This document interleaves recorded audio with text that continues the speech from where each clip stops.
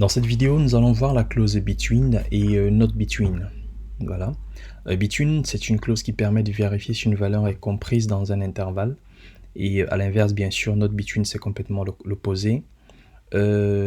Précédemment, nous avons vu les clauses in et not in. La petite subtilité entre les deux, c'est que in on donne un intervalle, notamment dans un intervalle. En fait, c'est une liste, hein, comme on a vu précédemment. Et between, justement, c'est dans l'intervalle. Allons directement sur Workbench pour voir la différence. Voici ce que nous avions précédemment. Bon, on va essayer de réduire ça. Voilà. Donc, avec in, on spécifie que nous voulons les Customer ID qui sont dans la liste contenant les ID 1, 4 et 7. Donc, c'est pour ça que si on exécute ça, on aura les Customer ID 1, 4 et 7. Maintenant, si nous voulons les Customer ID qui sont entre 1 et 7, là on utilise between. Voilà, donc si on fait ça, on a 1 et 7. Maintenant, si on fait between, pour voir la différence, between, voilà. Ah non, excusez-moi, je me suis trompé au niveau de la syntaxe. Donc c'est plutôt 1 et 7.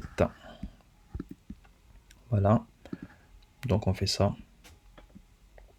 Et nous avons tous les ID qui sont compris entre 1 et 7. 1, 2, 3, 4, 5, 6, 7. Donc ça, c'est vraiment la différence que vous allez constater entre les deux clauses. In, c'est pour permettre d'afficher les éléments qui sont dans une liste donnée. Et between, c'est pour balayer tout l'intervalle entre deux valeurs spécifiques.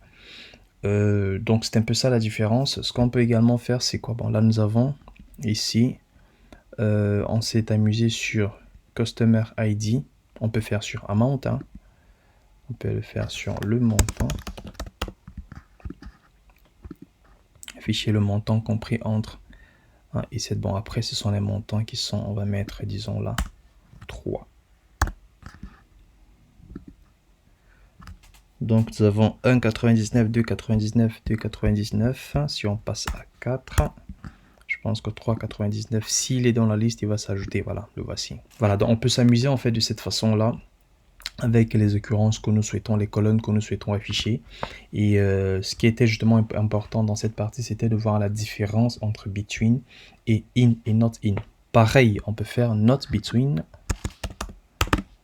c'est-à-dire on ne veut pas l'intervalle 1 à 4 pour amount. Et nous avons 0,99 qui n'est pas dans l'intervalle.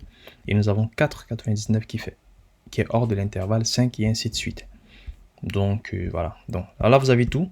N'hésitez pas à vous amuser sur les autres tables au niveau des informations que vous avez pour que vous puissiez mieux comprendre et l'assimiler. Bien sûr que vous puissiez conserver ce que vous avez appris.